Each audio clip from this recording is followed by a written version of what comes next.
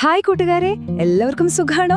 നിങ്ങളെ എല്ലാവരുടെയും വീണ്ടും കാണാൻ പറ്റിയതിൽ എനിക്ക് ഒരുപാട് സന്തോഷമുണ്ട്. ഇന്ന് നമ്മളൊരു സൂപ്പർ കഥ കേൾക്കാൻ പോവാണ്. റെഡിയാണോ എല്ലാവരും? ഒരു കാര്യം ചോദിക്കട്ടെ, നമ്മൾ ജീവിക്കുന്ന സ്ഥലത്ത് മഴയെ പെയ്തില്ല എന്ന് വെച്ചോ, പിന്നെ എപ്പോഴും വെയിലാണെങ്കിലോ എന്ത് സംഭവിക്കും? ചെടികളൊക്കെ വാടിപ്പോകും, മരങ്ങളെല്ലാം ഉണങ്ങിപ്പോകും, നമുക്ക് കുടിക്കാൻ വെള്ളം കിട്ടാതാവും, അല്ലേ? കഷ്ടമാവും. എന്നാൽ പണ്ട് ഈജിപ്റ്റ് എന്ന പേരുള്ള ഒരു രാജ്യമുണ്ടായിരുന്നു. അവിടെയും ഇതുപോലെ തന്നെ മഴയൊന്നും അധികം പെയ്യാറില്ലായിരുന്നു. പക്ഷേ ദൈവം ആ രാജ്യത്തിന് ഒരു സ്പെഷ്യൽ ഗിഫ്റ്റ് കൊടുത്തു. എന്താണെന്നറിയാമോ? ആ ഉണങ്ങിയ മണ്ണിലൂടെ ഒഴുകുന്ന വലിയ ഒരു നീല നദി. ആ നദി കാരണം ആ രാജ്യം മുഴുവൻ ഒരു അടിപൊളി പൂന്തോട്ടം പോലെയായി. അപ്പോ ഈ നദി എങ്ങനെയാണ് ഈജിപ്തിനെ ഇത്രയും സ്പെഷ്യൽ ആക്കിയതിനെ നമുക്ക് നോക്കിയാലോ. ഈ നദിയുടെ പേരായിരുന്നു നൈൽ നദി. ഇത് ആ രാജ്യം മുഴുവൻ വെള്ളം കൊടുക്കുന്ന ഒരു വലിയ ഗാർഡൻ ഹോസ് പോലെയായിരുന്നു കേട്ടോ.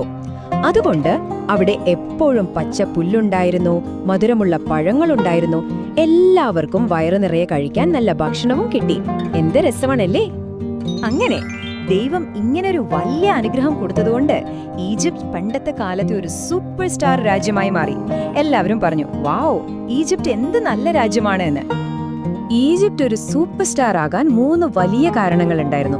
ഒന്നാമത്തേത്, അവിടെ ഇഷ്ടം പോലെ നല്ല ഭക്ഷണം ഉണ്ടായിരുന്നു, ആർക്കും വിശന്നിരിക്കേണ്ടി വന്നില്ല. രണ്ടാമത്തേത്, അവര് ഭയങ്കര സ്മാർട്ടായിരുന്നു, വലിയ പിരമിഡുകളൊക്കെ പണിതത് അവരാണ്. പിന്നെ മൂന്നാമത്തേത്, അവർക്ക് ഭയങ്കര പവർഫുൾ ആയ നേതാക്കന്മാരുണ്ടായിരുന്നു. നിങ്ങൾക്ക് അബ്രഹാമിനെയും യോസെഫിനെയും അറിയാമല്ലോ. ദൈവത്തിന്റെ കൂട്ടുകാരായ അവർ പോലും ഭക്ഷണം തീർന്നു പോയപ്പോൾ ഈജിപ്തിലേക്കാണ് വന്നത്. ക്ഷാമം എന്ന് പറഞ്ഞാൽ എന്താണെന്നറിയാമോ? ആളുകൾക്ക് കഴിക്കാൻ ഭക്ഷണം കിട്ടാതാവുന്ന ഒരു സമയമാണ്. പക്ഷേ വേറെ രാജ്യങ്ങളിലൊക്കെ ക്ഷാമം വന്നപ്പോഴും ഈജിപ്തിൽ മാത്രം ഇഷ്ടം പോലെ ഭക്ഷണം ഉണ്ടായിരുന്നു. കാരണം ദൈവം അവരെ അനുഗ്രഹിച്ചിരുന്നു. ഈജിപ്തിലെ രാജാക്കന്മാരെ വിളിക്കുന്ന ഒരു സ്പെഷ്യൽ പേരുണ്ട്. അതാണ് ഫറവോൺ. എല്ലാവരും ഒന്ന് ഉറക്കെ എന്റെ കൂടെ പറഞ്ഞേ, ഫറവോൺ.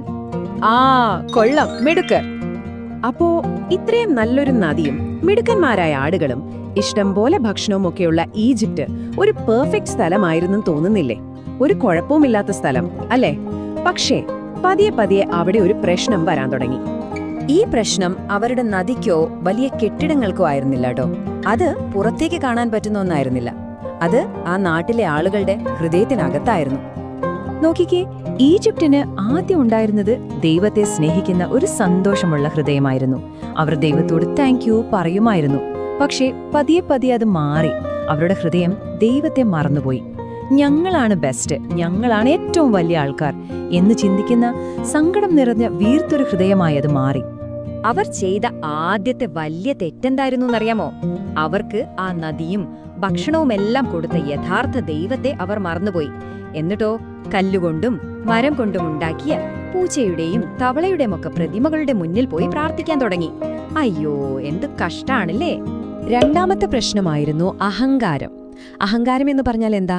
ഞാൻ ഭയങ്കര സ്മാർട്ടാണ്, എനിക്ക് ആരുടെയും സഹായം വേണ്ട, ദൈവത്തിന്റെ സഹായം ഒട്ടും വേണ്ട എന്നൊക്കെ ചിന്തിക്കുന്നതാണ്.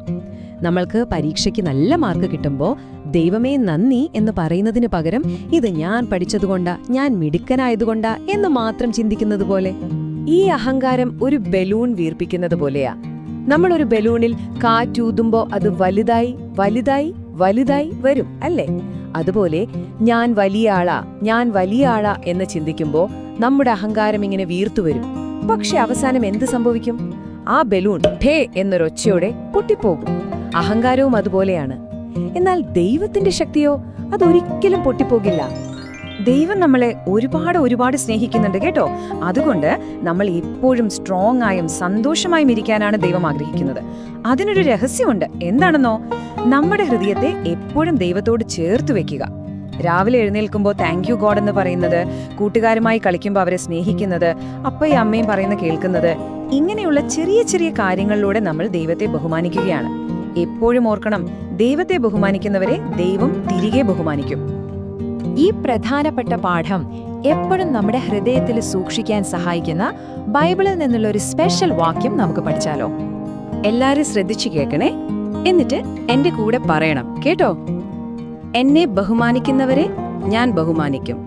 ഒന്നുകൂടെ പറയാം, എന്നെ ബഹുമാനിക്കുന്നവരെ ഞാൻ ബഹുമാനിക്കും. ഇതിന്റെ അർത്ഥം എന്താണെന്നറിയാമോ? നമ്മൾ നമ്മുടെ ഹൃദയത്തിൽ ദൈവത്തിന് ഒന്നാം സ്ഥാനം കൊടുക്കുമ്പോൾ, അതായത് കളിക്കുന്നതിനേക്കാളും കാർട്ടൂൺ കാണുന്നതിനേക്കാളും ഒക്കെ വലുതാണ് ദൈവം എന്ന് നമ്മൾ ഓർക്കുമ്പോൾ, ദൈവം തിരിച്ചു നമ്മളെ ബഹുമാനിക്കും. എങ്ങനെയാണെന്നോ? ദൈവം നമുക്ക് സ്നേഹം തരും, ശക്തി തരും, സമാധാനം തരും, സന്തോഷം തരും. അതാണ് യഥാർത്ഥത്തിൽ ഒരു സൂപ്പർ സ്റ്റാർ ആകാനുള്ള വഴി. കൊള്ളാം. അപ്പൊ നമ്മൾ ഈ കഥയൊക്കെ കേട്ടല്ലോ. ഇനി നിങ്ങൾ എത്രത്തോളം ശ്രദ്ധിച്ചാണ് കേട്ടതെന്ന് നമുക്കൊന്ന് നോക്കിയാലോ? ഞാൻ കുറച്ച് ചോദ്യങ്ങൾ ചോദിക്കാൻ പോവാണ്. റെഡിയല്ലേ എല്ലാവരും? ഒന്നാമത്തെ ചോദ്യം ഇതാണ്: ഈജിപ്തിനെ ഒരു പൂന്തോട്ടം പോലെയാക്കിയ ആ വലിയ നദിയുടെ പേരെന്തായിരുന്നു? ഓർമ്മയുണ്ടോ ആർക്കെങ്കിലും? ഒന്ന് ഓർത്തു നോക്കിക്കേ. അതെ, നൈൽ നദി. വെരി ഗുഡ്, മിടുക്ക. ഇനി രണ്ടാമത്തെ ചോദ്യം: ഈജിപ്തിലെ രാജാക്കന്മാരെ വിളിച്ചിരുന്ന ആ സ്പെഷ്യൽ പേരെന്തായിരുന്നു? നമ്മൾ ഒരുമിച്ച് പറഞ്ഞില്ലേ അത്? എന്തായിരുന്നു? ഫറവോൻ. കറക്റ്റ്. ഓക്കെ, മൂന്നാമത്തെ ചോദ്യം ശ്രദ്ധിച്ച് കേൾക്കണം. ഈജിപ്തിലെ ആളുകൾക്ക് പറ്റിയ 2 വലിയ അയ്യോ തെറ്റുകൾ എന്തൊക്കെയായിരുന്നു? ദൈവത്തിന് സങ്കടമുണ്ടാക്കിയ ആ 2 കാര്യങ്ങൾ. ഒന്നാമത്തേത്, അവർ യഥാർത്ഥ ദൈവത്തെ മറന്ന് പ്രതിമകളോട് പ്രാർത്ഥിച്ചു, അല്ലേ? രണ്ടാമത്തേതോ, അവരുടെ ഹൃദയത്തിൽ അഹങ്കാരം വന്നു. ഞങ്ങളാണ് ബെസ്റ്റ് എന്നവർ ചിന്തിച്ചു. ഇനി നമ്മുടെ അവസാനത്തെയും ഏറ്റവും പ്രധാനപ്പെട്ടതുമായ ചോദ്യം: യഥാർത്ഥത്തിൽ ശക്തരും സന്തോഷമുള്ളവരുമായിരിക്കാനുള്ള ഏറ്റവും വലിയ രഹസ്യം എന്താണ്? എന്താണ് ആ സീക്രട്ട്?